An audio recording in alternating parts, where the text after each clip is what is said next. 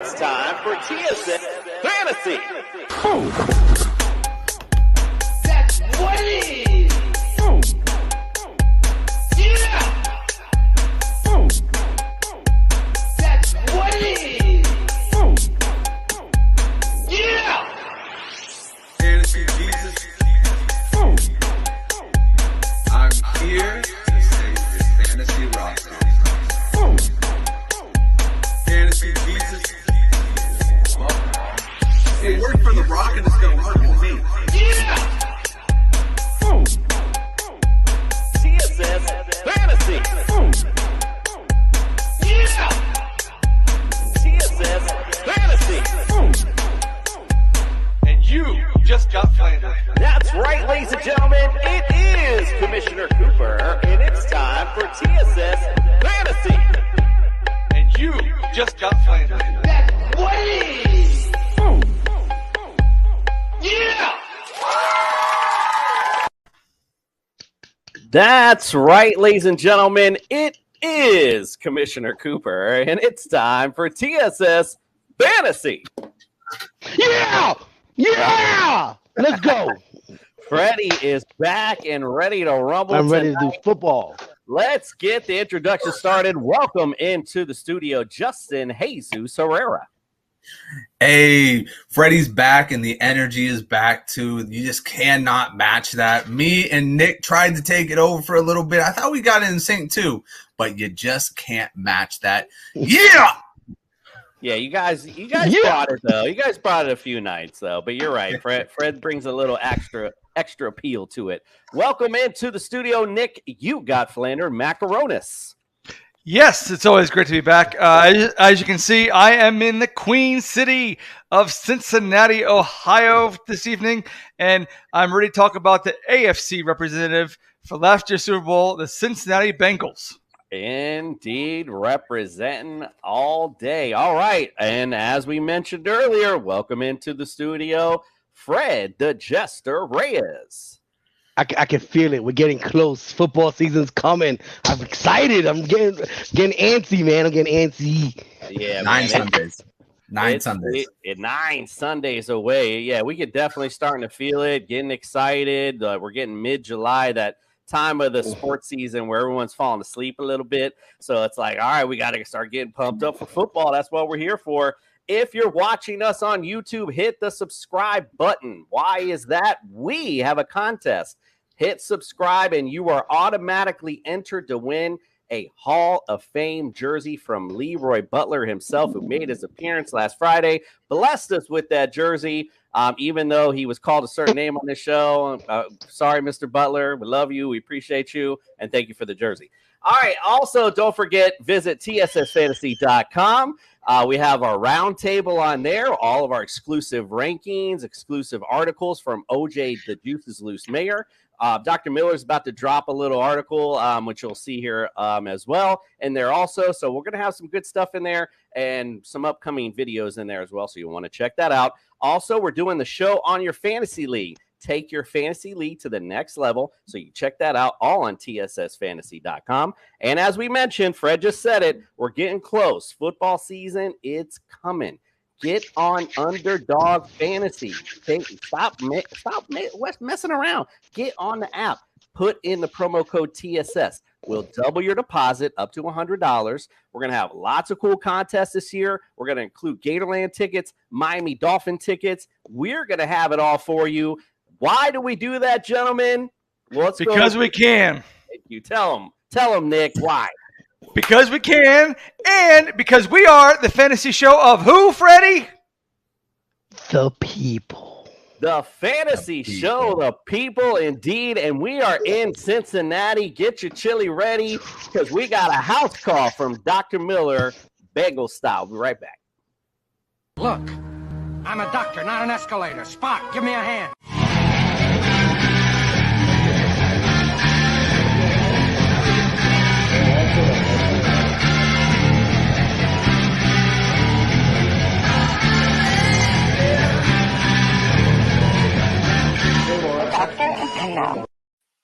The doctor is in, and I hope he's ready for some chili because we're in Cincinnati, Ohio. Welcome to the studio, Doc.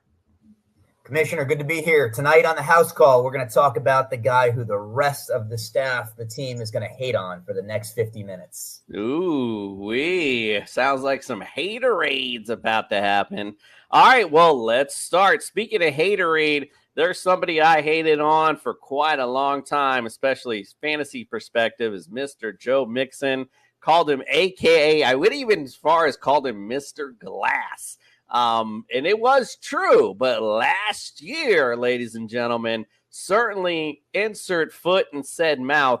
Joe Mixon had a great year last year, healthy throughout. So I got to ask, after a healthy season, what is Mr. Mixon, not Mr. Glass, what is his percent to the bench? Your assessment, your nickname was very fair based upon a case study of 2020. But if we pull out 2020, he has averaged 15 games per season over his career. So let's consider 2020 a bit of an anomaly. 3 of his seasons, he's gone for over 1,100 yards. Last year, his Mr. Glass year, if you will, 16 touchdowns. That's 13-3. He's entering 2022 with an improved O-line. I think that the Mr. Glass days of 2020 are behind him. Joe Mixon, 40% of the bench, and I think a good pick in the later portion of the first round. Joe Mixon, 40% to the bench. And like you said, would be a great steal, especially in later rounds. But, I'm not sure he's going late this year. He was number 3 overall last year. Crazy enough. All right, Doc, let's talk about someone else who just one of those people that bothered me, essentially, with T. Higgins. Like, I got tired of hearing this guy's name. Oh, one of those guys you just kept hearing about, and they would just show up every once in a while and then just fall off. Talk about T. Higgins. What's going on with him? Give me his percent to the bench for this upcoming season.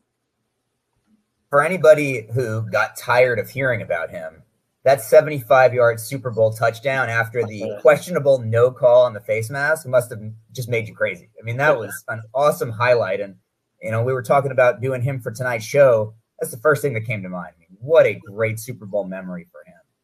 So Higgins played his entire rookie season, missed just 2 games last year. And he had an injury in September.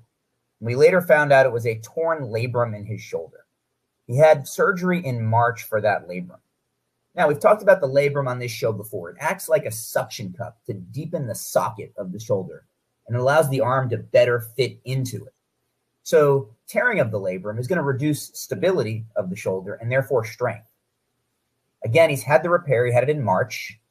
He's not expected to be part of the offseason or even the preseason games, but I don't think it's going to keep him out of week 1. It shouldn't negatively affect him once he returns. I'm expecting big things from T. Higgins this year. He's going to be 20% to the bench. Ooh, 20% to the bench. And already big offense, having hit all their key components coming back. Lots of good things. Smelling what we can smell what they're cooking in Cincy other than chili. That's for sure. I got to spit that out at some point. All right. Thank you so much, Dr. Miller. We appreciate you joining us, and we'll see you on our next stop in Baltimore. See you in Baltimore. Doc bringing the fantasy tidbits indeed. Sounds like a healthy season upcoming for the Cincinnati Bengals.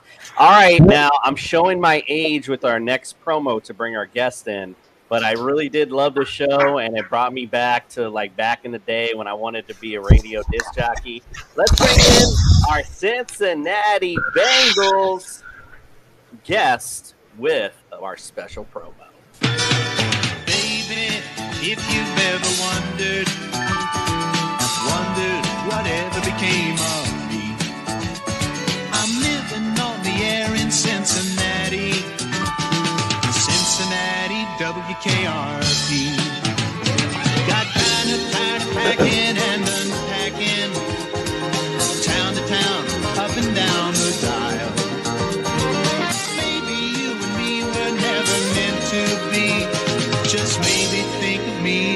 once in a while. I'm at WKRP in Cincinnati.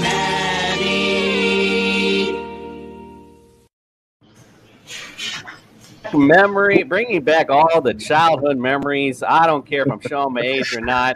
We're bringing in our Bengals guests tonight. Let's welcome in first. I mean, he's right in the middle. He's right, loud and proud. Welcome to the studio, the Bengals captain. Welcome in, sir. Hooday. Thanks for having me. Hooday Nation, we're excited to have you, sir. Also, welcome into the studio, Roto Brady. Welcome into the studio, brother.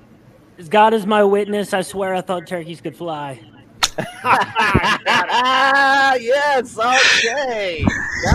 Now it's making me feel good, all right? All the young, look at Freddie, don't know what we're talking about, and all the young people are like, damn, I don't know what the hell you're talking about. All right, let's also welcome to the studio Josh from Back Row Bengals. Welcome into the studio, brother. Gentlemen, thank you so much for having me. And Bengals captain, it's just so great to see you again. And I can't wait to see you in person, my guy. I miss you so much. The amount of times that me and this guy have gotten a little too tipsy before a game at a tailgate, it's a little too much. Well, it's a little too much. That's what it's all about, Josh, about the camaraderie and the football. And let's talk about the other captain in the building, captain of the Belly Up Fantasy Crew, Kevin Wilson. Welcome into the studio. Thank you so much, Commissioner Cooper. It's great to be here, and we're serious about the Bengals in this house. If you have any doubts, there's Houday right there. So we're bringing on the power here. Yes, sir. Bringing the power with the power stuff, here. I haven't heard power and stuffed animals in the same sentence in a long time, Kevin. You sure brought it, all right, friend. so we're making a television first right here. All right, indeed. Well, all right, let's talk about the Bengals 2022 outlook. Last year, as we know, AFC champions. 10-7, didn't have the greatest stellar regular season, but did enough to get hot in the playoffs when it mattered. Unfortunately, lost 23-20. Not like you got blown out neither. Could have definitely went your way for sure. Offensively, 13th overall. Points ranked 7th. You were 23rd. 23rd in the rush, 7th in the pass. Defensively, 18th overall, 17th versus points against, 5 versus the rush. Very impressive. 26 versus the pass. Free agency. When we talked about this year, you guys added some help on the line. Guard Alex Kappa, Ted Carraris, Ted Lail, if I'm even saying that right, Collins, and tight end Hayden Hurst, which we're going to talk about later, might be a little sneaky guy to talk about in fantasy. Losses, you lost tackle Riley Reef, guard Quentin Spain, CJ Uzama, as we've talked about before.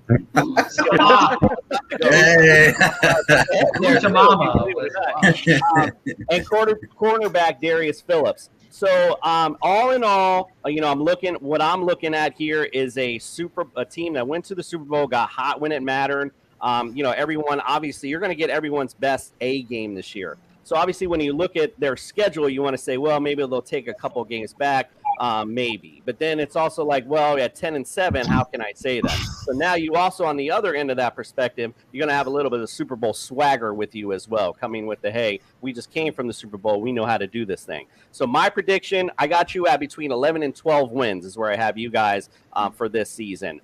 Do I have you win in the North? Yes, I have you do win in the AFC North. Going on at least to the AFC Championship is where I currently have you. But as I always say, who cares what I think? We brought experts into the building so they can tell us what they think. The captain, you're the captain. We'll start with you first. Give me your outlook for the Bengals this season. Hey, it's the first time I've met you, and I love you already. I think you are 100% correct. That's a liquor talking. I knew it was coming. We knew, you know what? We have been riddled by injuries. Everybody makes excuses. Everybody made excuses last year. All of our opponents, the Ravens made excuses. The Browns made excuses. We've been riddled with injuries for year after year after year. Like, you know what? We've got the talent. If we can just get a little bit of luck, weather the storm, keep some of those key guys, we can do anything. And Joe Burrow can make anything happen. Thankfully, we paired his guy with him, Jamar Chase, lit up the NFL. The team, we knew the team was going to prioritize offensive line in the offseason. They went out and they got 3 new starters to that line after seeing what happened in the Super Bowl. And I really do. I think 12 wins is key, and I think they've got just as good a chance to repeat the Super Bowl, this time bring the Lombardi home to Cincy. They certainly do. The AFC, unfortunately, though, has gotten very crowded very quickly. So it's going to be a real tough go at it. Roto Brady, my brother, give me your perspective on the Bengals this season. Do you know how refreshing it is to see the Bengals finally spend money before? Like, everybody's anticipation was going to be all draft picks were going to be used on the offensive line. They said, we're just going to go ahead and spend. Amazing. The philosophical turnaround from the coaching staff to the front office has been tremendous for this organization. The Browns, they went out and got that dude who was in a bunch of trouble. You might have heard about it. They dumped Baker Mayfield, a guy that almost got him to a Super Bowl somehow. And so we know that a 20-year curse is coming for that team. Pittsburgh's going to be in a 5-year toilet because that grumpy old turd wouldn't let go of the starting job for a little bit because he's a little sensitive about that kind of stuff. We got the Bills on the schedule. We got the Chiefs on the schedule. I think 11 to 12 is the most likely outcome for wins, but I think 13 is probably a little bit more likely than, say, 9 or 9.5 if you're betting, if you're taking that to Vegas. He's betting the ceiling for sure, indeed. All right. All right, the captain busting out the hat, indeed. All right, let's bring in Josh. What say you, sir? Tell me your perspective on the outlook this year. I think you're looking at 11 to 12 wins as probably your benchmark. Like, okay, if they do not get there, it's probably, I'm not saying it's going to be a lost season, but that is the expectation. The expectation is going to be 11 to 12 wins. You're going to run the table. You're going to win your AFC North. And that's the first time that we have really thought this. The expectation was that we're going to win the AFC North in quite a long time.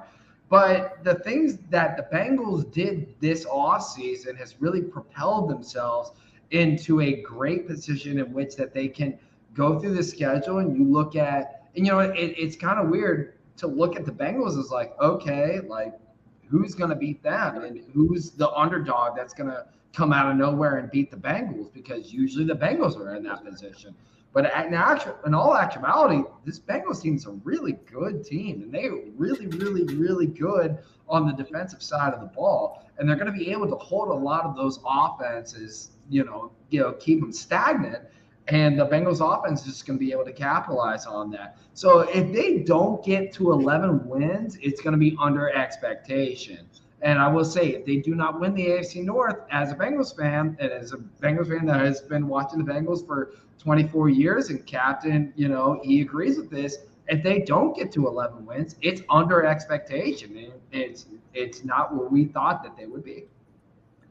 All right, yeah, I like that take indeed. Kevin, what say you, sir, on the Bengals 2022 outlook?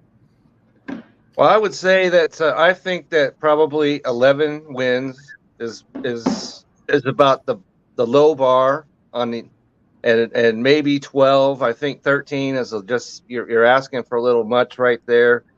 And fortunately for them, they are not the Cleveland Browns, because Cleveland never measures up to expectations. I think the Bengals can, in fact, do that. And as you mentioned, though, Jason, the AFC is stacked this year, and so it's going to be a battle. Fortunately for them, they're not in the AFC West, and so the Steelers aren't the Steelers anymore. I'm not banking on the Cleveland Browns at all. And Baltimore, they've got to straighten themselves out with all the problems and injuries that they have. And so I think 11 or 12 wins will suffice and get them in the playoffs. And as we saw last year, getting in the playoffs is sometimes that's all you need, because that's what they did last year. They got in, they got hot, and they rode it all the way to the Super Bowl. Yes, indeed. They certainly did. Speaking of hot, this show's coming in hot tonight because we have all our guests set up, and then unfortunately I didn't see, but we might have had an extra one come pop in. Let's welcome in the unofficial Bengals podcast. Welcome into the studio. I appreciate you putting me on, and it's a pleasure to be here with all these diehard fans. I mean, everyone who's speaking is speaking the gospel to me.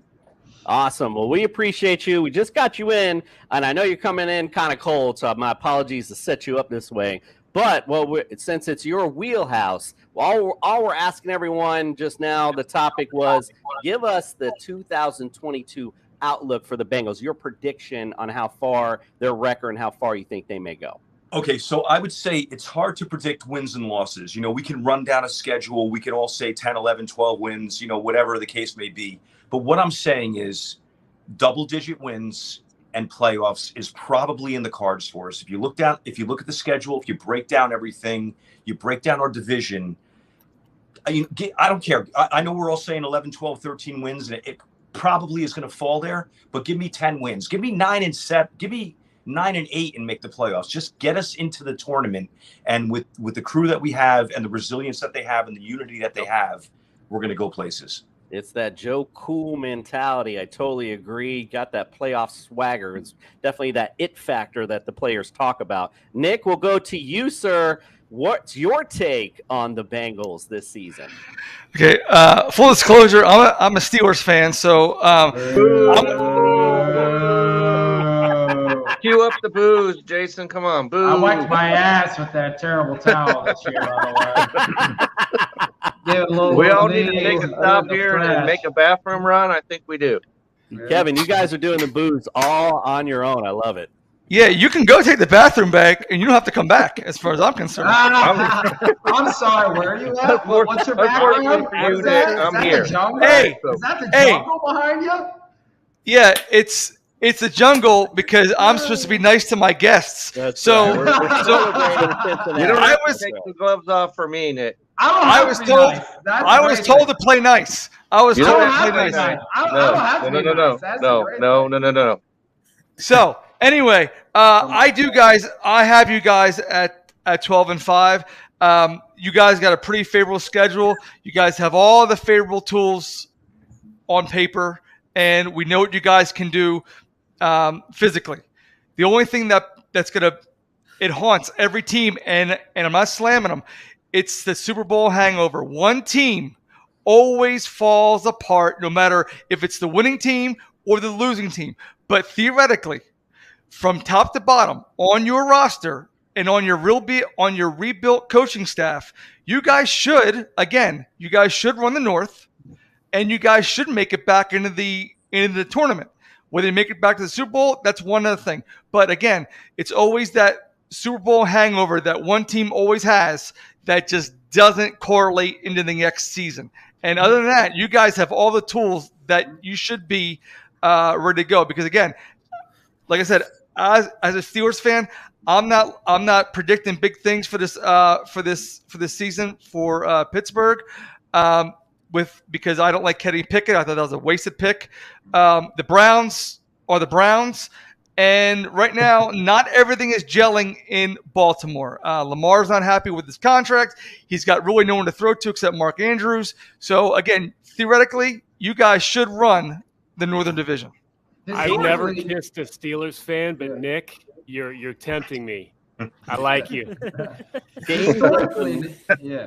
Kings of the North definitely deserve a kiss, apparently. All right, Fred, let's go to you, sir. What do you say on the Bengals?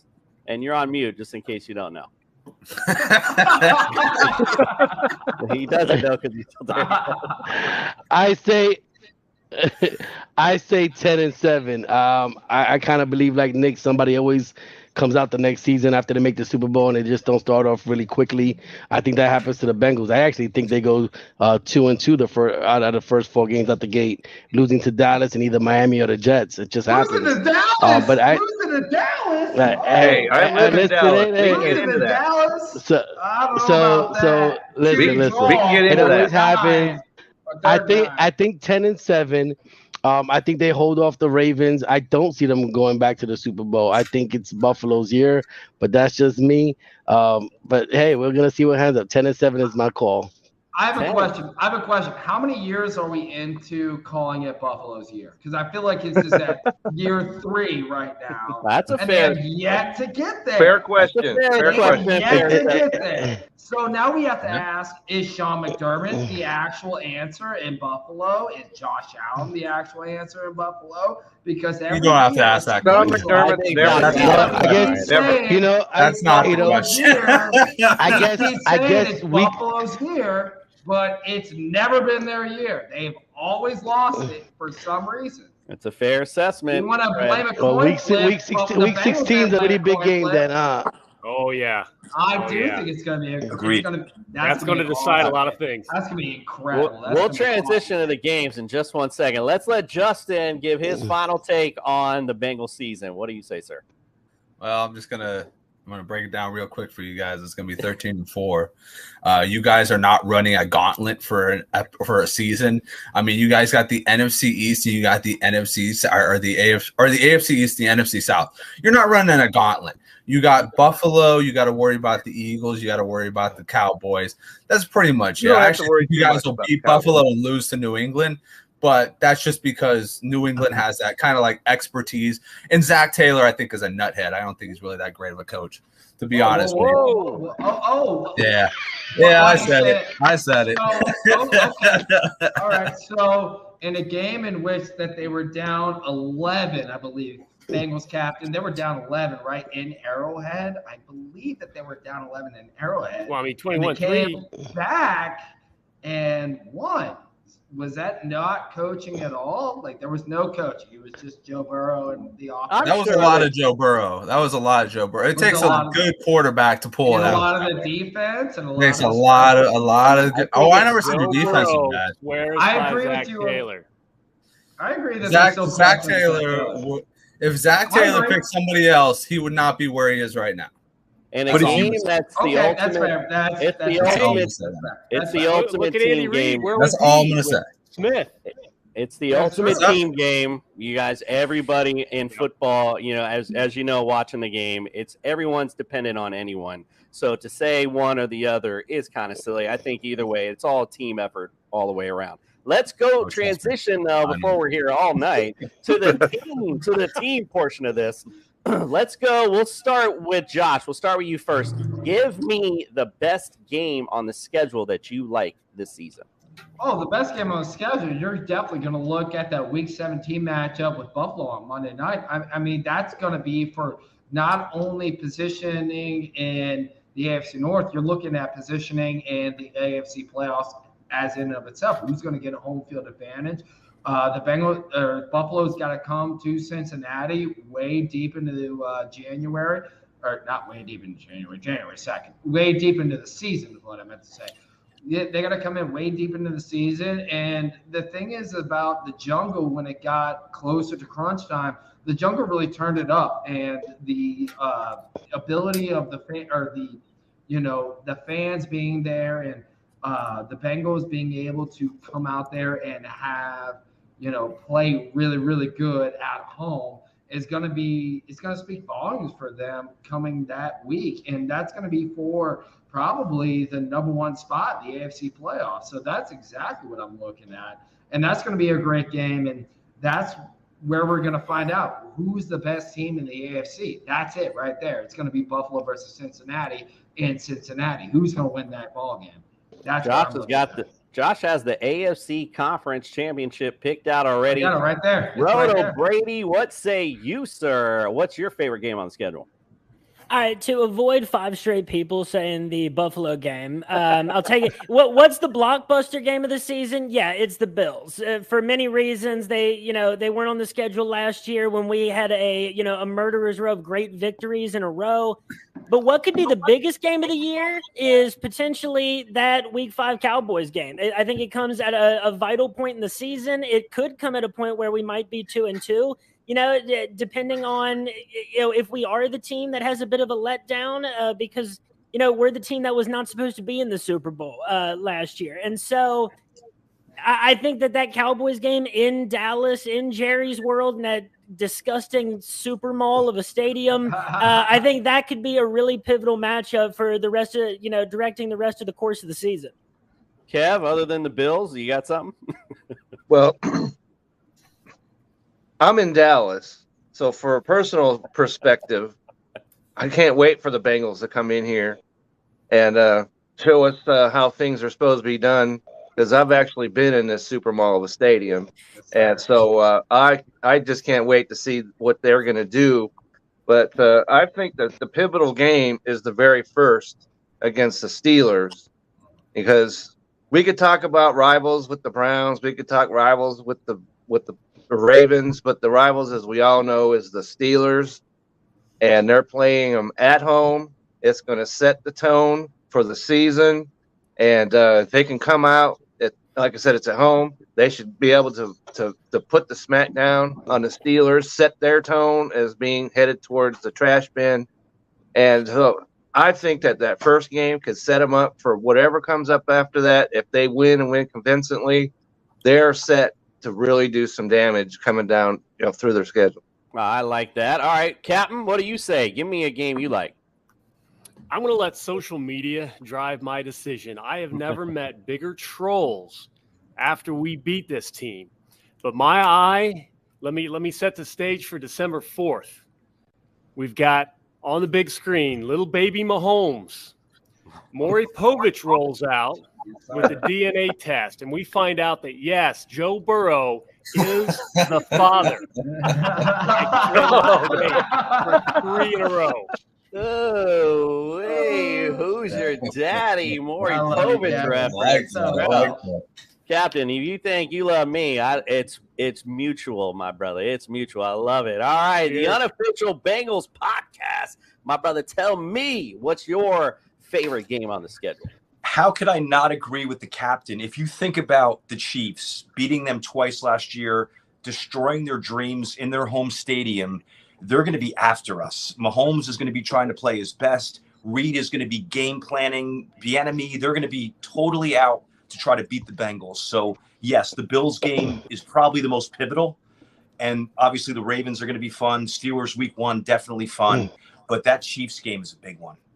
All right. Yeah, I like that. Lots of good games in store. Guys, I'd go to my crew, but we're already way past up it. So we're going to take a quick break. We come back. We got Fantasy Feud Bengals edition. This is going to be lots of fun. We'll be right back. Hayden, we love fantasy football. We do? It's a fantastic game, yet still not perfect. Like, I hate leaving high-scoring players on my bench. The worst, man. In fact, hate it even more when I put injured players and they're in my starting lineup. Can't have that. And I need a life. The waivers, the trades, every single week, it grinds on me. So we at Underdog Fantasy want to make fantasy football easier for everyone out there. It's called Best Ball, and we set your optimal lineup for you each and every week. You can do it all year long. We have drafts going all the way from February to week 1 of the NFL season. What are you waiting for? Use our awesome early sign-up offer to get a little extra something on that first deposit and that first time you play on Underdog Fantasy. You put them up, reach the skies, touch the stars up above, cause it's one time for the underdog, one time for the underdog. We have an unusual amount of players tonight. This is not as normal. Oh, Josh got to go to the bathroom. Saw that beer this guy's drinking. He's got to go to the bathroom. All right, so listen, we're gonna play Fantasy Feud tonight, but as you can see, we got a big mix here. So I think what we're gonna do is that, I know you guys don't know this, but during the breaks, I can see you in the breaks. And every time we go to a break, Freddie is acting like he's falling asleep. So I'm going to add him to a team tonight. I think we'll keep the bottom row down here. We got Kevin, Bengals captain, unofficial report. Let's go back row. We're bringing it right here. Bottom row. Yay. We'll bring in the Jesta for that team. All right. So with that said, you guys haven't seen the game before. So basically, I don't have any fancy buzzers. What I'm going to do is ask the question. It'll be 5 answers to that question. You'll just shout out an answer. If you have a correct one and I hear it first, your team will get control of the round. You'll get to be able to close out the remaining 5, but you'll have 3 strikes to close it out. If you don't, then it goes to the other team to get a chance to steal.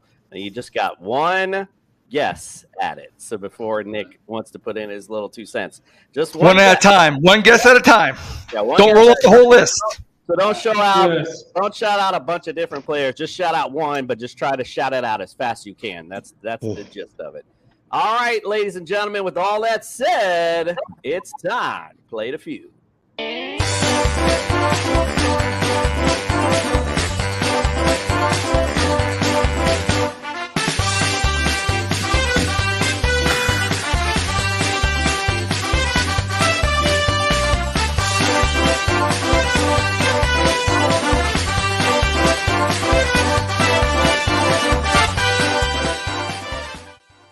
Brad?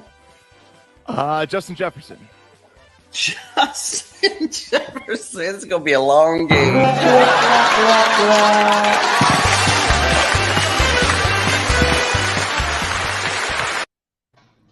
I laugh every time I hear that video. Shouldn't be. You can't help it but laugh. Yeah, shouldn't be long tonight because we got Bengal experts in the house and Fred. All right, let's get things started. First 5 answers on the board. Here's the question. Give me, in Bengals all-time history, their passing yard leaders. Ken Anderson. Ken Anderson. All right, sorry. So God damn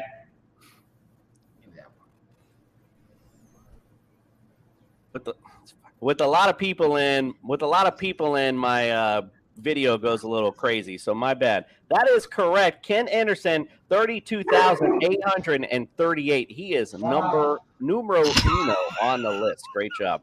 All right. My dog Cincy has been going nuts. All good, my friend. Yeah. Maybe because you named him Cincy. I named her Cincy. All right, all good. Let's move on. No strikes. You got the first one on the board. Go right ahead. What else you guys got? Our team is going right now? Yeah. Yes. Yeah. Boomer Esiason. Andy Dalton's number 2. And he's like, I'm going to ready go there. down the list. Andy Dalton. Go ahead, Kev. Boomer Esiason.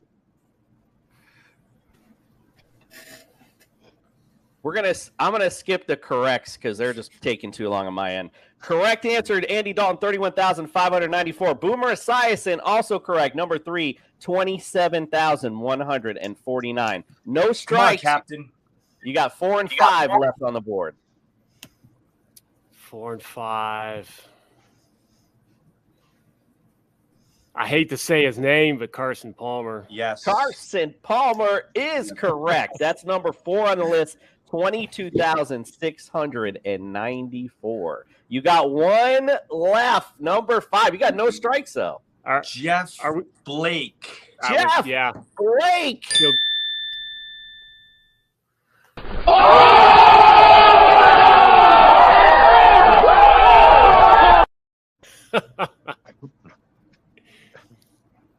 How to play the one to close it out with Jeff Blake. Who thought Jeff Blake would have closed out that one? Great job. Jeff Blake is number 5, 15,134 yards. All right, well, good job. You guys got round 1. Let's go to round 2. Top 5 answers on the board. You guys got a little warmed up now. You know what to do here. Let's go to the other team. Let's go, Fred. Help out your teammates. All right. Top 5 answers on the board. Here's the question. Give me Bengals all-time top rushing TD leaders of Corey all time. Dillon. Pete Johnson. Corey Dillon. Corey Dillon, I heard first and is correct with 45. So you guys control. Go right ahead. What else you got? You guys want to pass the play, or do you want to play this? We You don't guys are give that experts, option. man. I've never given that option because I think we play this. I've never understood that in Family Feud. Nobody's ever passed in their life, so I don't even know why Let's they play do this. that. I'm going to say another one. I'm going to say Rudy Johnson. Rudy Johnson is also correct. He is number 2 Let's at go. 48. All right, so you got number 1 remaining, number 4, and number 5 still left on the list. No strikes. Number 1, number 4, number 5. Fellas, how we feeling? You got Rudy Johnson and Corey Dillon. I'm thinking Joe Mixon's on the board. Joe Mixon. I was talking to my teammates. I was not talking to the board. I was talking. All names count. So that he was number 6. It's horse crap. Excuse me. Sorry. This is horse crap. Only one strike though, so plenty remaining. You still got the number 1, number 4, and number 5. And good luck if you can name. Well, if you can name number 1, you should name number 1. That should be pretty easy. But 4 and 5, the other two, I don't know. James Brooks. James Brooks. James Brooks is correct. That is number 4. He's number 4 on the list at 37. So good job there. So you got number 1 and number 5 left. Didn't like Icky Woods play on the team? Icky Woods. Icky Woods. Icky Woods is on the team, but not on this list. No. I would playing with who on this game? Number 8. People running names out. Number 8? Number 8. You definitely should know number 1. I'll just say that. But you're missing 1 and 5 on the list. I think Cedric Benson is number 5. But we're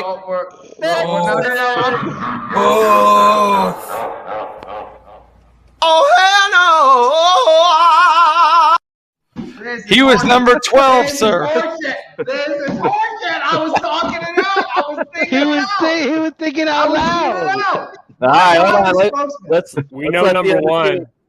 We already heard it earlier. That's why I kept alluding to it. I said it. We know number 1. I said it already. Yes, we do. We know number 1. And you better have watched. If you haven't watched the Bengals pre-1980, you wouldn't know it.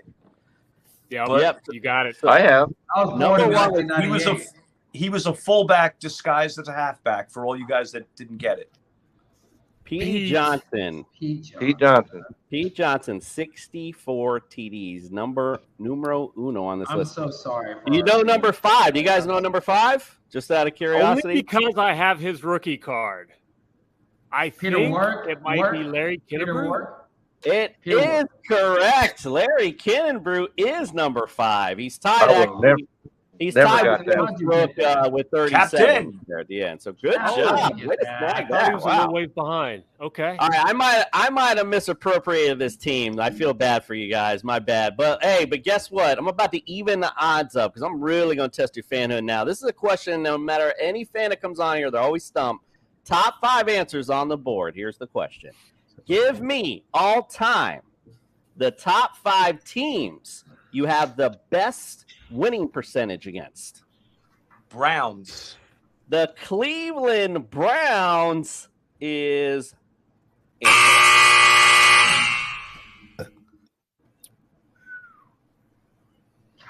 bless it.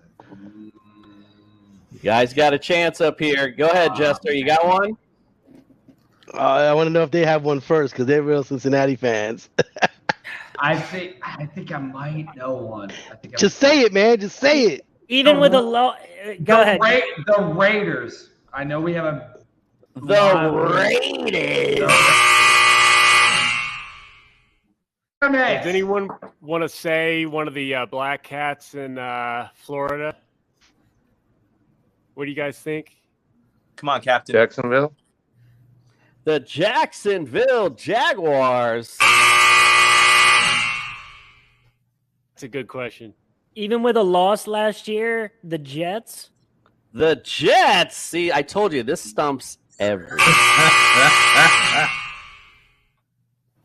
All right. I got one. How about the Buffalo Bills? The Buffalo Bills. No one circles the wagons, and definitely not against the Bengals. Damn it! Okay, wait. We got to think this one out. Oh, what about the Ravens? What about the Ravens? Hold on, we got you have your chance. All right. Damn it. Can I consult with Captain before we give an official answer? Go ahead. Go ahead. Captain, Texans, or am I tripping? Oh, you bastards! I don't even not know. The playoffs, not the playoffs. You know what? We beat them last year. They've been bad for a long time. Can we just say Lions? There you the go. Detroit Lions. We'll go with that. Come on. That's an easy one. Everybody's got a percentage against them. Now, who else? Jeez. Wait, we should So pass. the Lions are number 1 on this list. You guys are 10-3 Can I all chat time. with Roto Brady by chance and Nick by chance? Like, Well, we have 5 strikes already. You don't have a chance anymore, Josh. I'm sorry. That was a couple beers ago. You lost. All right, go ahead, guys. Well, hey. In all fairness, he's drinking Michelob Ultra, so let's not call that beer. That's true. That's fair. All right, let's get to the other team. You guys are up. Now you're gonna start with 1 strike because we had to go kind of back and forth a little bit. So you got 1 strike, but you got 1 answer in the Lions. You guys mentioned the Texans. You want to go there? The Houston Texans.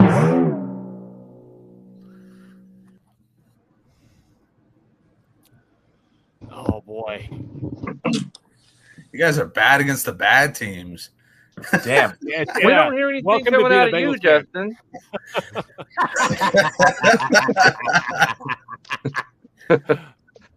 All right, guys, a lot of meat on this bone. You got 2, 3, 4, and 5 on this list.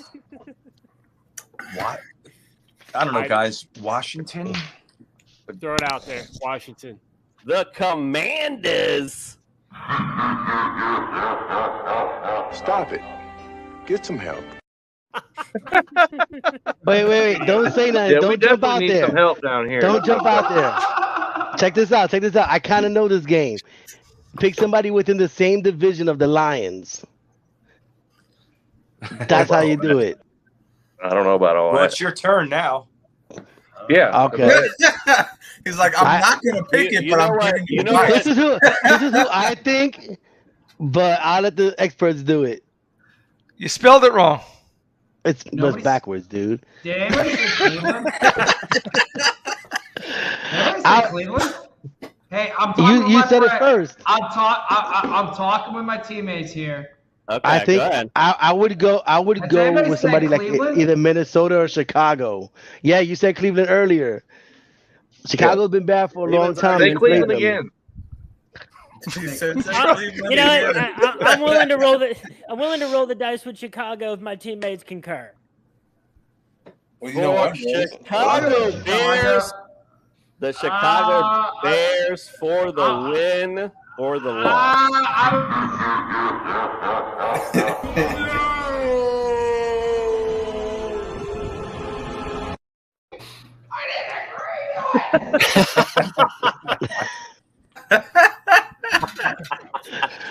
All right,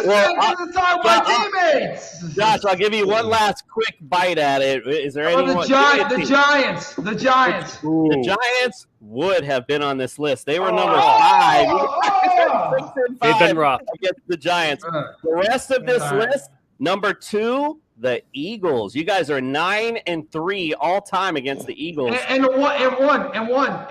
We have a tie. You're right. Correct. Eagles. Correct. And against the Falcons, number 3, you guys are 9-5 against them. Number 4, the LA Rams, 8-6. The Rams, wow. Couldn't beat them when they did it last year. But, Yeah, we're definitely on the rocks there. So. All right, and just for fun, the last question, I'll just give you the answers. The teams you have the worst winning percentage against. Number 1 all time, the 49ers. You are 4-11 against the 49ers. We don't want to talk about Joe Montana. Yeah. How about we don't want to hear out of Justin either. Number 2 on this list. How about it's America's team, the Miami Dolphins? You are 7-17 against the Miami Dolphins. I'll give you a heads up on that. Cowboys are number 3, 4-9 against the Cowboys. Number 4, the Broncos, 11-22 all time. And the last one on this list at number 5, the New England Patriots, 9-17 all time. If you don't know, now you know. This is fun stuff for you to share with your friends during football season. And we got to congratulate today's winner.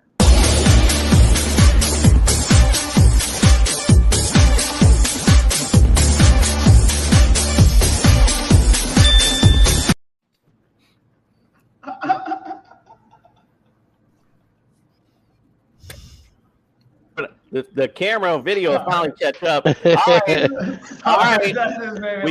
We got the winners, and now we got to congratulate the losers. Dumbass. Thank these. They call me dumbass. Stupid. So you get nothing. You lose. Good day, sir. Man. Fantastic. That whooping happened so fast. I forgot there was one other question. I'll just throw it out there just so you guys know. Receiving TD leaders all time: Chad Johnson, number 1, 66. AJ Green, number 2 at 65. Bro, go back to the Bengals and get that record, bro, for one more year before you go out. Most overrated receiver in Bengals history. Well, not according to this list. Number 3. Carl Pickens, 63. Remember that name from back in the day. Isaac Curtis was number 4 at 53, and Downtown Eddie Brown was number 5 with 41. All right, who the Bengals picked over Jerry Rice. Oh, wow. I did not know that. Wow, bringing on the power right there. Nice. Oh, that's a good tidbit. I like that. That's a bummer. Let's take How'd that work out? Something to think about later. Hey, at least he's number 5 on the list. So, hey, what are you going to do? All right, we're going to take a quick break. When we come back, we got a fantasy show. We're going to talk about fantasy rankings, believe it or not. We'll be right back. Hey, everyone. It's Commissioner Cooper from TSS Fantasy. Want to give your own fantasy league that extra professional touch? Say less. We got you. TSS was based off a show that we did on our own fantasy league. Night, sorry, and now possible playable. You're on your way. Now we want to bring that professional, fun, and creative side to your fantasy league. And you can do it for as low as $5 extra per owner. Oh my. I will guarantee it will increase your interactions within the league, create more fun, friendly banter,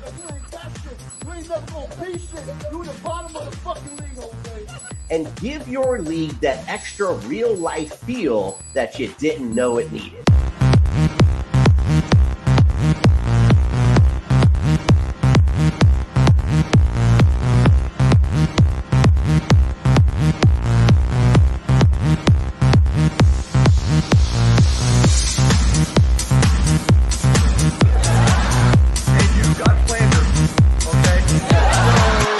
We look forward to interacting with you and your league soon. Don't forget TSSFantasy.com. Go visit it today. Get signed up.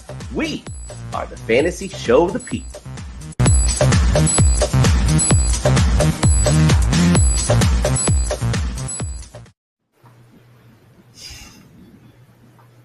The fantasy show, the people indeed. Again, we are a fantasy show, and it's time to talk about fantasy rankings. Are you ready?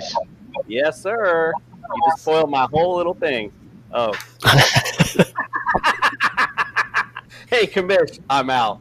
All right, with that said, it's time to talk about rankings. Are you ready? I'm ready! I'm ready. I'm ready. I'm ready. I'm ready. I'm ready.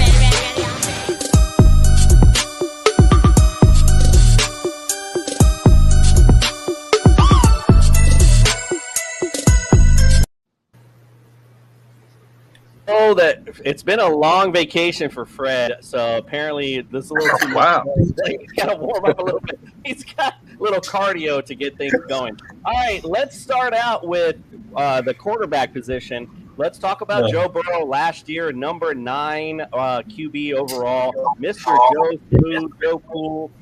If you listen, I mean, how do you not like Joe Burrow and these offensive weapons? I'm looking at, I don't want to go in a long, big explanation over it because, quite frankly, they haven't lost anything. You looked at what, the pieces that left. They added pieces to replace them.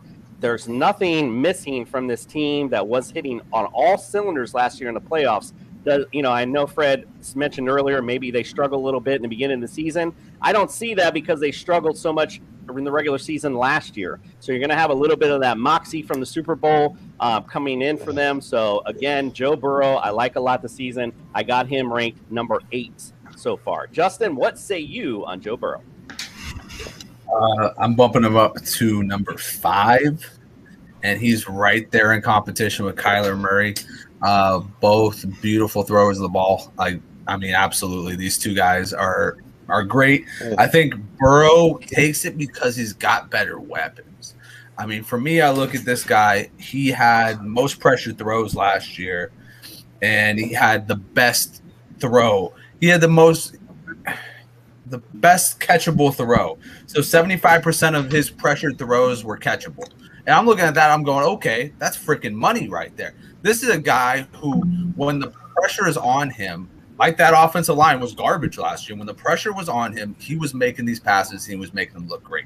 So when I look at this, hey, Alex Kappa's in. Alex Kappa went to my school. I saw that guy freaking dominate D2.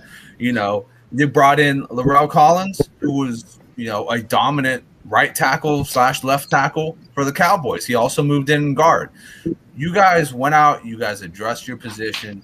You guys have a hell of a receiving core for him. The sky is the limit. Everybody's like, oh, this is the ceiling. This is the ceiling, Joe Burrow. No, the sky's the limit. He just barely touched that ceiling. He's going to break through that glass ceiling this year. Breaking through. He just can't run. He just can't run the ball right now. That's the only thing that keeps him at 5. If he could run the ball, he'd be up there at number 1 and number 2 with Allen and Herbert. 100%. Absolutely. Totally concur. Nick, what say you on Joe? Justin, got anything else for me? Okay, just want to make sure. Okay, go ahead, Nick. I currently have him at number 3 right now. I have him behind Allen and somebody else. Hold on. Look at the greatest Herbert. Allen and somebody else. So yeah, I have him behind Allen and Herbert respectively. I mean, he threw for 4,600 yards last season, 34-14, and he had a rating of 108.3. I don't see why he can't duplicate or even elevate those numbers with the second and third year with these guys. They got the core to do it. The only thing that's going to stop them, honestly, is injury. So if the core can stay healthy, he can elevate those numbers from last year. Fred, what say you, sir? Are you back? You're good to go. What say you on Joe Burrow? Number 6.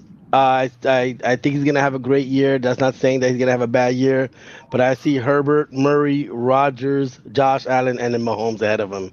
So I give him number 6. All right, well, let's just keep it going down the row there. The Unofficial Bengals podcast. What do you say of where we have Joe Burrow? You think we're on the money, or should we go higher, lower? What do you say? Yeah, I think what everyone said is pretty much accurate at this point. But you got to remember a couple things. If you look at the second half of last year, his touchdown to interception ratio was off the charts. So, you know, he had a couple rough games early against the Bears, against the Jets and whatnot. But down the stretch, those last 8-9 games, he only threw 2 picks, had a ton of touchdowns.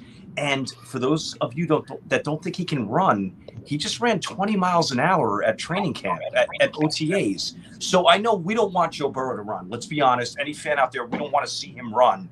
But that's like a hidden weapon that a lot of people aren't thinking about.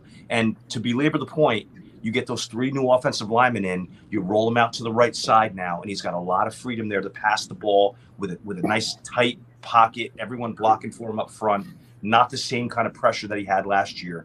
He's going to have a monster year. You know, when I bet on FanDuel, not fantasy, but just betting on a game, you could do that in Jersey. 2+ touchdowns for Joe Burrow every game is almost like a gimme. Yeah, no, I think that's a guarantee. Absolutely. Let's go to the cap. What say you, sir? You like where we got him? I like Nick. Couple things to think about. Zach Taylor has always wanted to do more with that offense, Justin. Watch. Hey, I got a quick one for you. How many games has Zach Taylor won without Joe Burrow? Oh, hardly any. Okay, but he remade the complete team. I know a little birdie lost. Little birdie told me they are working on a more creative offense this year. Now that everybody has a little bit of time under them, especially the wide receivers, and if to Unofficial Bengals podcast point, as the season wore on, even Jamar Chase knew where he should be a little bit more. T. Higgins knows where he can be. Joe's directing where he wants these guys. Like, listen, I'm going to throw it to this spot on your body on this route. They are fine-tuning it that much. So the addition of the extra protection plus all the extra creativity we're going to see in the offense this year, I like him at 3. Yeah, I like that a lot. Like, good analysis. Kevin, what say you, sir? Well, I'm going to slot him in at number 4, and I'm going to do that right after Allen, and then Mahomes, and then Herbert. So I'm going to slot him in right there. He's going to be battling out for that 4 position with Lamar Jackson and Kyler Murray, but he's got the weapons that those 2 guys don't have. Right. And so I think that puts him in there as a number 4 solid. And the thing that I really like about him, the stat that really stands out that no one's brought up so far, is the 70% completion percentage. And so that is just off the charts right there. And for the NFL that likes to throw lots of passes, 70% is aces. And so I'm going to put him at number 4. And I see that his ADP has him at the 5th round. If you can get him in the 5th round, you could be dancing all night if that's what you can pull that off. Dancing all night. I love it, Kev. Now, from your era, what kind of dance are we busting out, bro? Oh, Jesus. Okay. So what kind of dance? I'm a classic rock guy. All right. So we might be doing some power dancing to there. No, Nick. No. Pour some sugar on me. Lower that just a little bit. We might be doing some. We might be. Oh, doing that some was rap 87, Cooper. All Cooper, right? that was 87. All right. Let's quit showing our age. Josh, what say you? I was in middle school. So, all right, Nick. I'll be honest. I don't see why you can't see him at number 1. I think what Joe Burrow has over a lot of these quarterbacks is that he can play with a deficit. You've seen Lamar Jackson play with a deficit. You've seen Patrick Mahomes play with a deficit. You see Josh Allen play with a deficit. They are not as good as Joe Burrow is with a deficit. You can see Joe Burrow play his best when you need him to play his best. And you look, I'm sorry for that hiccup, but you look for that. You look down the schedule, they play Dallas, they play the Jets, they play Miami, they play the Saints, they play the Falcons. I don't see why you can't see Joe Burrow having a number 1 overall year and having an MVP year with the wide receivers that he has. And now that he has the offensive line that he has. And now let's also throw in the running game that he has. Joe Mixon had over 1,200 yards last year. And now he has a much better offensive line. And you think Joe Burrow is not going to benefit from that? So that way that now the defense has to key in on the run. And instead of keying on the run, Joe Burrow can just throw it over the top to Jamar Chase. I think Joe Burrow is going to have a number 1 type of quarterback year over the rest of the NFL. I think this is it. And, call me crazy. I think he's the number 1 quarterback in the NFL. There you go. There it is. We won't call you crazy. He's the number 1 quarterback in the NFL. We won't call you crazy, Josh. He's the number 1 quarterback in the NFL. We'll just say you're feeling the Mick Ultra Buzz. All right. Roll to Brady. I had a couple. I didn't have that many. I had a couple. Roll Brady, what say you, sir? Do we got Joe Burrow in the right spot? There's a lot of factors that go into how he's going to finish this year. The improvements to the offensive line could lead to, exponential improvements in the passing game, but also a much more full-bodied attack from the entire offense. What's the other thing is that he's got options on options on options. This, is this Joe Burrow in the Bengals or is this Kurt Warner in The Greatest Show on Turf circa 1999? If you told me that Hayden Hurst and Tyler Boyd combined for 1,500 yards and 10 touchdowns at the end of this year, I wouldn't be surprised. I think that he can get a few goal line rushing touchdowns. That wouldn't surprise me, a la Matt Stafford back in those days when he was finishing, real high in the fantasy quarterback rankings. But I do think just the ability not to rush for 150 yards and 3 touchdowns on his own could keep him from being number 1. So I think a very safe range is 3 to 5. Yeah, like that indeed. They're all kind of in the same wheelhouse. Basically, bottom line, Joe Cool, smooth criminal, cold ass honky in the top 10. Go grab him for your fantasy team. No question about that. Going to the running back position. Joe Mixon last year, number 3, 16 games. Like I used to knock on Joe Mixon all the time. worried about his injury history, his injury status. Last year really just shut my mouth. Number 3 overall, really showed improved last year. Bottom line is, you guys are talking a lot about this Bengal offense being high profile and all this. Joe Mixon will benefit from that, but I also think he might regress a little bit from that too if they are heavy pass so much. So I got Joe Mixon number 7 overall this year. Justin, what say you, sir? See, I don't think he takes a downtick even if they pass. I mean, he's a utility back. He can run the ball. He can catch the ball. He does everything. As far as what Roto Brady was saying, I think that's kind of something that could definitely be happening this year. I mean, they already had the 10th best win rate on the run blocking. So you just add to it with a powerful guard and a powerful right tackle. So at this point, I'm drafting Joe Mixon as my running back. He's my RB3, 3rd best running back out there. Tons of talent, and he's still relatively young too. I think he's only like 25, 26. So, this is a guy who still has a couple good years left in him, and he's behind a good line. Behind a good line with a good offense. So again, can't go wrong. When I say a little downtick, we're going 4 spots. So we're kind of splitting hairs. But don't forget, handcuff this year 4 looks like spots is different between top 5, top 10. Sajane Perine and Chris Evans, possible passing back. I didn't hear what you said. Nick, let's go to you. I said 4 spots is the difference between top 5 and top 10. Okay, I gotcha. All right, Nick, go right ahead, sir. Yeah, whatever that was. I have him at number 10 currently. Again, I'm doing by PPR ranks. He had 1,200 yards last season. He had 6 plays of over 20 yards. He had 13 touchdowns, and his average was low for a top 10 back. He only averages 75 yards per rushing game. So with that, that's why I can't put him any higher. Just rechecking my rankings. 2 players that he could supplant based on their production and or situation would be Kamara and McCaffrey. We know about both of those players' situations regarding the possible suspension and the injury prone. I could see them kind of flip-flopping, but again, presently I have Joe Mixon at number 10 based on last year's numbers. Fred, I've been much improved from the year before.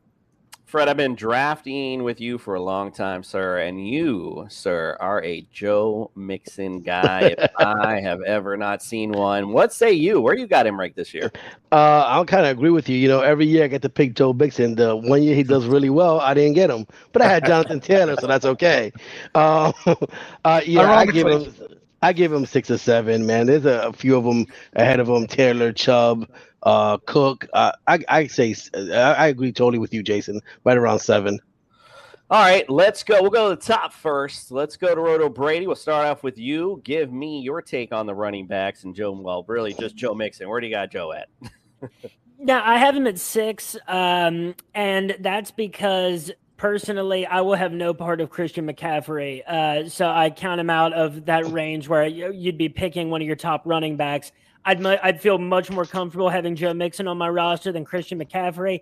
I think all the contextual factors that we've discussed about whether that could lead to an uptick or a downgrade for Mixon, I think they're kind of a wash.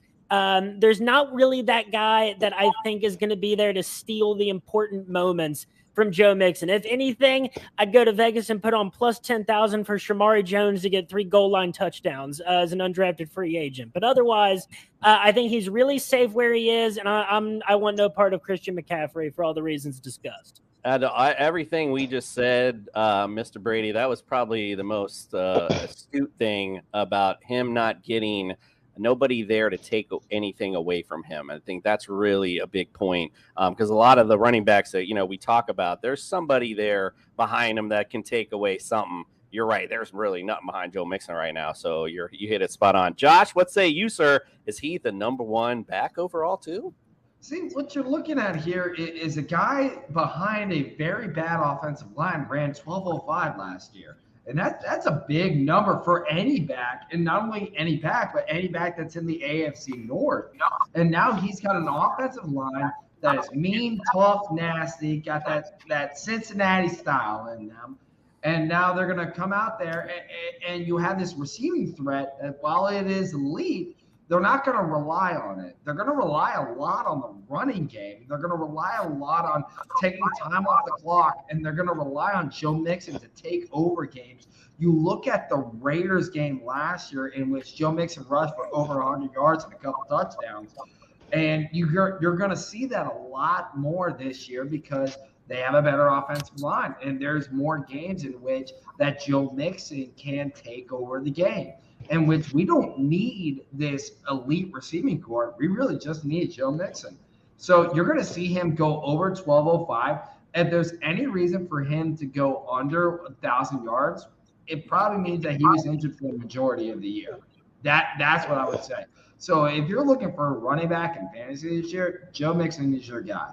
Joe Mixon is the guy. You heard it here first. Kevin, what say you on Mr. Mixon? Well, just like you were saying, Jason, I was one of the ones that got burned by him really bad in 2020. So I stayed way away from him last year. And so that was to my detriment, of course. And so I've got him at number 7. And that's only if CMC can finally be CMC. As Roto mentioned, you got to be really, really, really questioning that right here. The only thing about it is the Bengals, they have to kind of decide what kind of team are they going to be. Are they going to be the throwing team? Because his last 6 games of the regular season, he had 54, 58, 58, 65, 46. That is not elite in any way, shape, or form. But then, he put over 100 against the Raiders. And so if he can be that kind of guy, then he's definitely right around the first round. I'd say that you could probably get him in the second. And if you can get him in the second and pair him with somebody, maybe Justin Jefferson, let's say, you've got yourself a really good wide receiver running back tandem. And so I'd feel really comfortable if I was to get him in the second round. Not so much in the first, but second, he would be money. I'd take Mixon and Jefferson all day. I agree. Captain, what say you, sir? You like where we got Mixon, or where would you have him? I do. I really do think he's got potential to reach that top 5. That Super Bowl loss really stung. They talked about their goal line and third down efficiency. That's going to be a focus this offseason.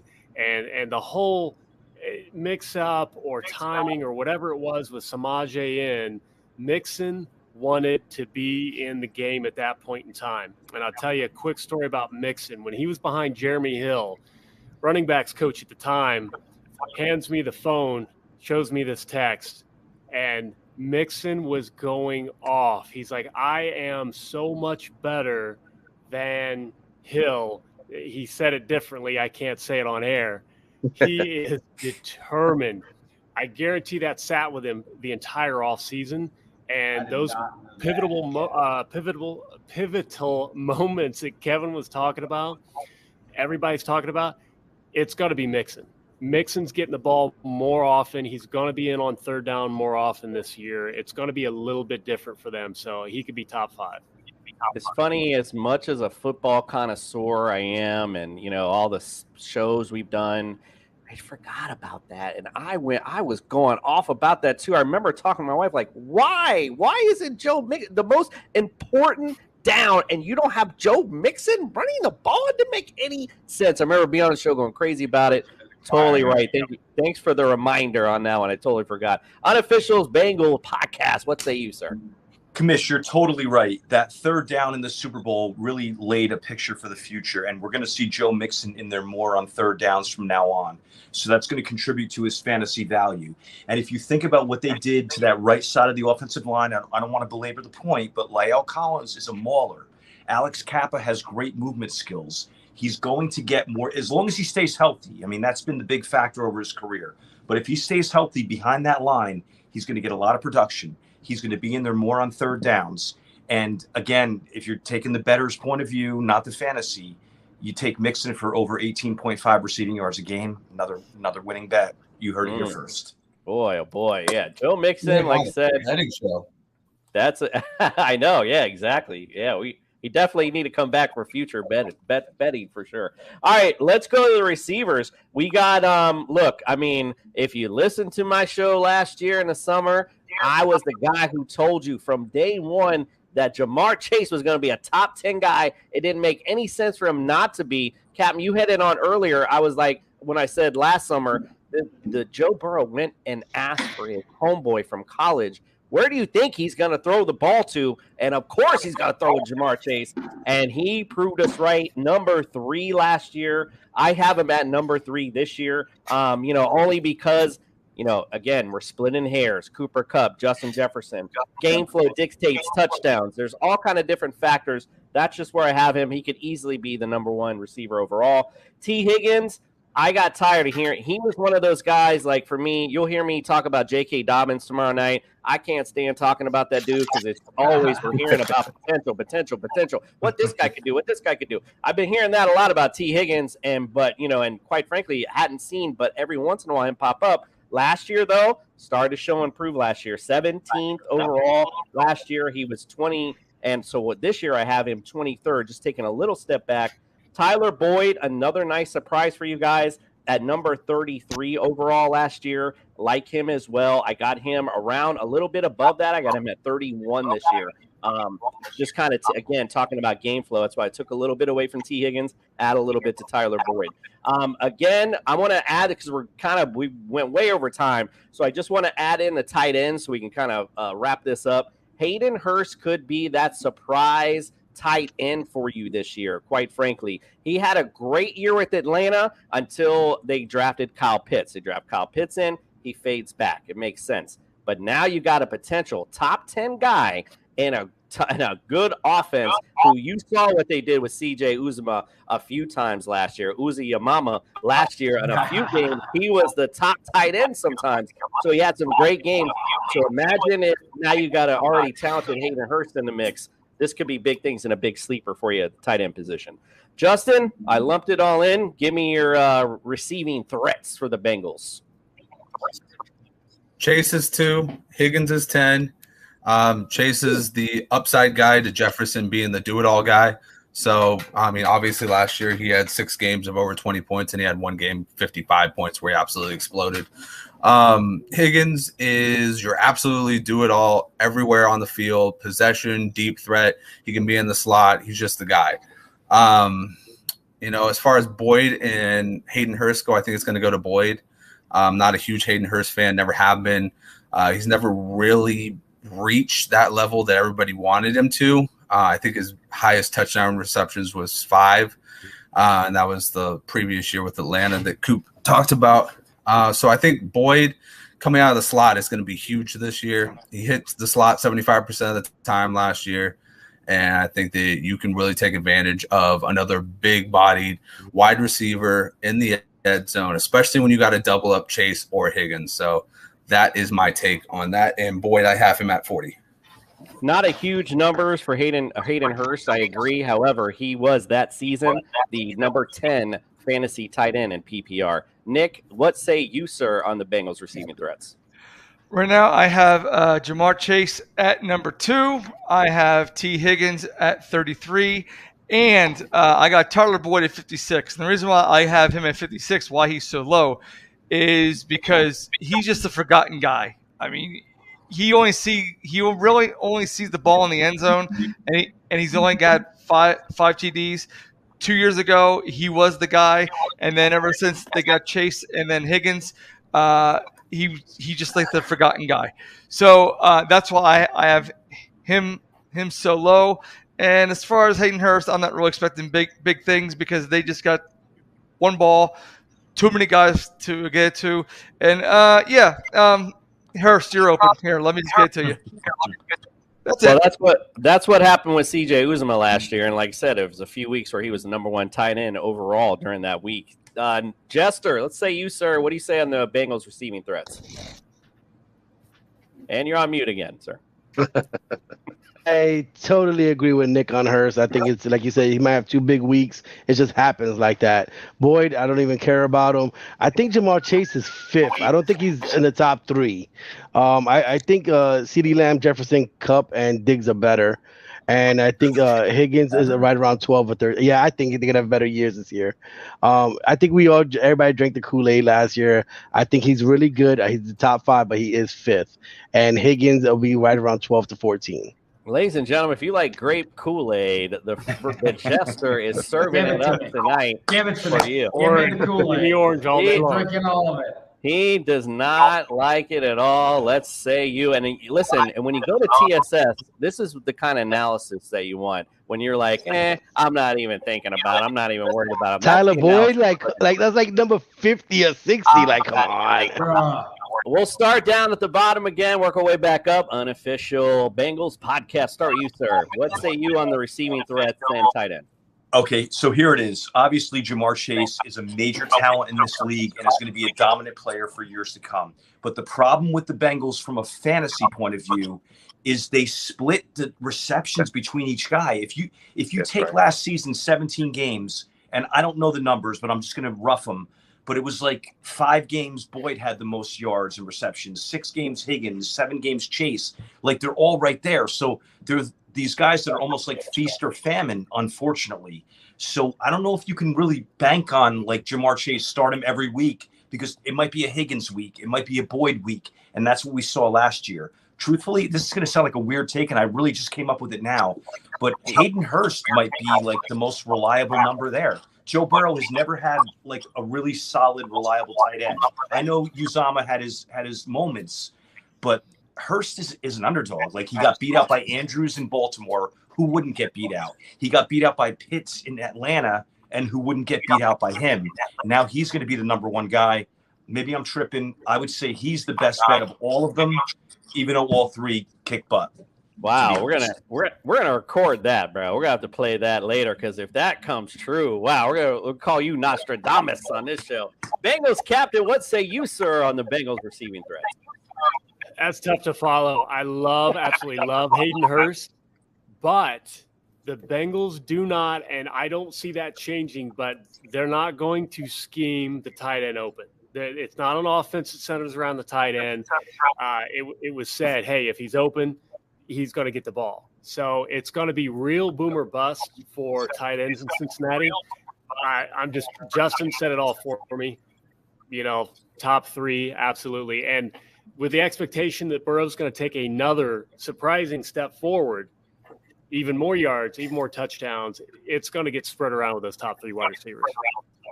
Listen, this is why we go get this inside info. Hayden Hurst, if you're listening right now, the captain's told you better get open or you ain't getting the ball, bro. Period. If he works hard, he'll get the ball. But yeah, he better start speaking up in film room. Like, wait a minute, where's my play? The captain has spoken, ladies and gentlemen. Kevin, what say you, sir, on the Bengals receiving threats? Well, the unofficial Bengals podcaster, he's right on because the real winner of all this, of course, is the quarterback, because you've got all these receivers, and you just don't know which one is going to hit in any particular week. I got Jamar Chase as number 3, but he has a lot of games where he was incredibly inconsistent. I got the numbers here. He had 6 games of 50 yards or fewer. He had 6 games of 3 catches or less. And so as many games as he went out and scored 50 points or whatever it is, you were frustrated time and again because he didn't do that. And so you hope maybe it's his first year. Maybe it's because he had so many other players around him. But you got to hope going into his second year, he smooths that out a little bit. And so if you draft him, which I certainly support you doing, you have to be careful and just know that there are going to be weeks where you're going to be pulling your hair out when it comes to him.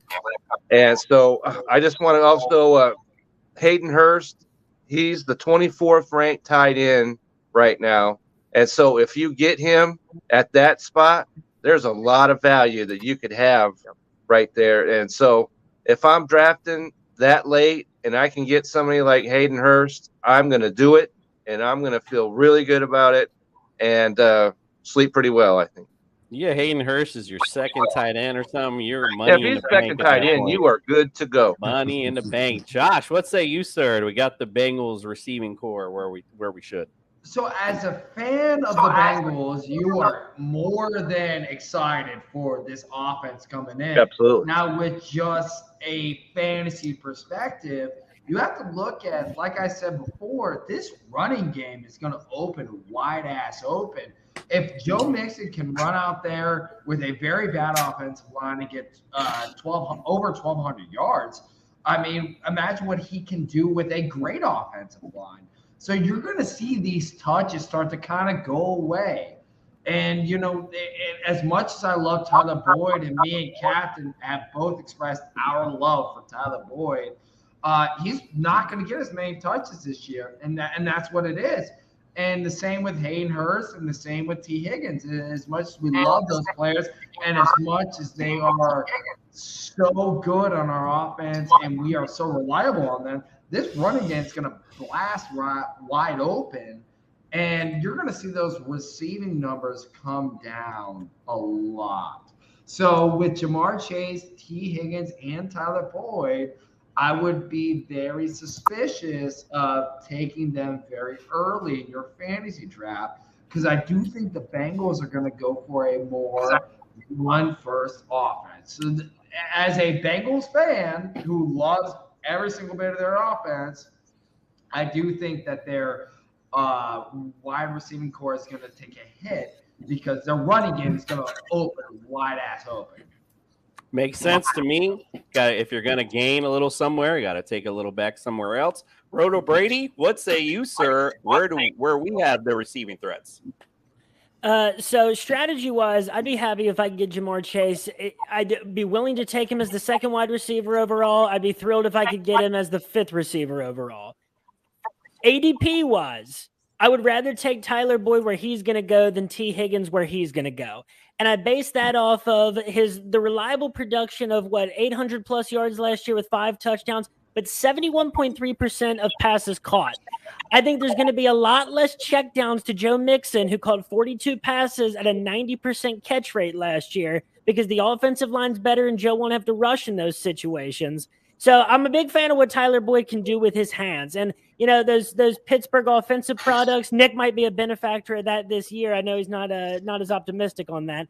But tight end-wise, the Bengals have been they have not been a fan of the tight end position ever since Tyler Eifert gave us flash every single time he went down on the ground. He was out for the season.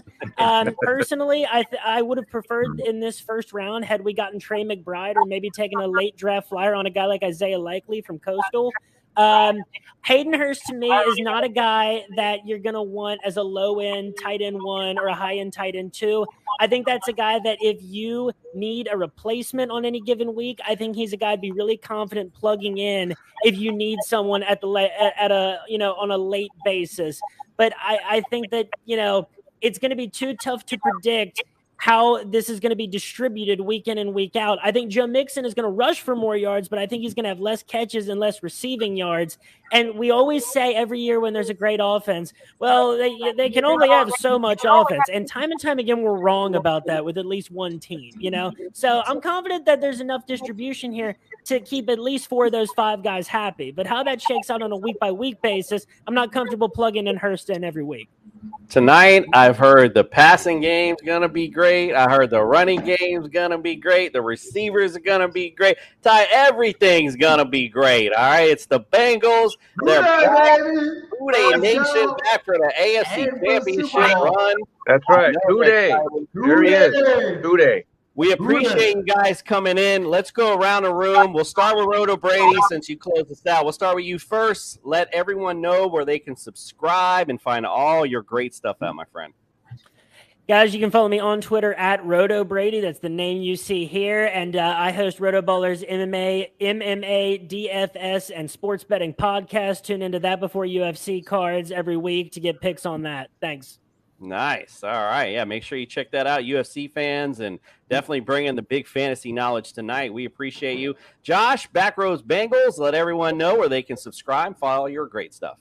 Guys, You can always find me on Back Row Bengals on Twitter. You can find my podcast at the Cincinnati Back Row Bengals Show.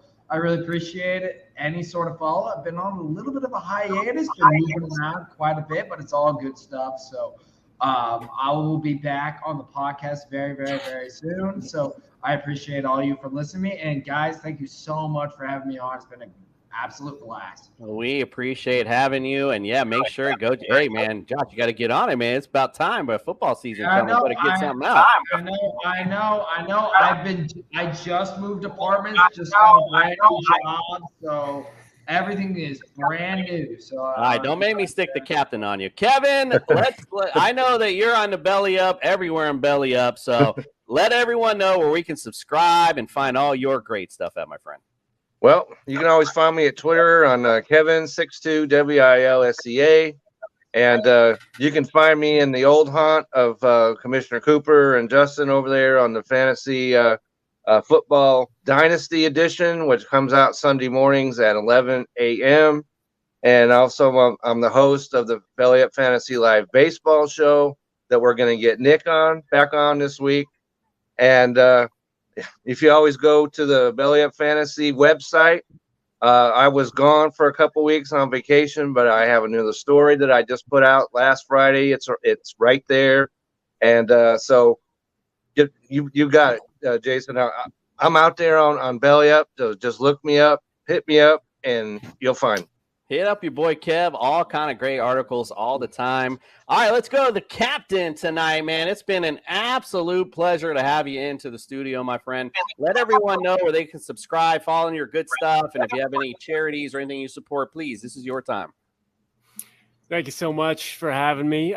You can find me, Bengals Captain, on Twitter, Instagram, OnlyFans, basically anywhere you look. It's always Bengals Captain. I will talk about any of the charities that I'm supporting on social media. So look for it, follow, donate when you can. I will leave with my favorite Wesley Snipes quote from Passenger 57. And that is always bet on orange and black. I always bet on orange and black. I love it. Bring it on the power with that one. The unofficial Bengals podcast, who came out of left field, out of nowhere, but came strong into the show. We appreciate you being here. Let everyone know where we can follow, subscribe, all your great stuff, sir. Commissioner, thank you for being such a great and eloquent host, if I may say so. Well, the name of my show is called the Unofficial Bengals Podcast, and you can find me on Twitter or Instagram at Cincy Bengals Pod. And my latest episode has an interview with Joe Daneman from Fox 19, and it's slamming. He tells inside stories about Vontaze Burfict, interviewing Adam Jones, like crazy stuff. Not just trying to shamelessly self-promote, but a must-listen if you're a Bengals fan. So cheers, everyone, and thank you again, Commissioner. You are so welcome, sir. We appreciate you being here. Listen, not just a Bengals fan. If you're a football fan, that's a must-listen. We always love that inside stuff and just to hear the players' life and all the stuff they go through. That's the best stuff. All right, guys. Well, we appreciate you, and unfortunately, we're going to go to your counterparts in Baltimore on Wednesday. Take a quick visit there. I know. Go ahead and get it to them now. All right, guys. Who gives the butt to them? There it is. But bringing out stuffed animals still, Kevin. Can't believe it. All right, so we're going to close out tonight. We appreciate you guys once again. It's been a great show. I don't think we've had 5 guests before, so this has definitely been a first. And, hey, but you know what? We've got through it. You guys were great. We appreciate you, and we are out. We're on a mission. Right. That's because you have my... We're on a mission.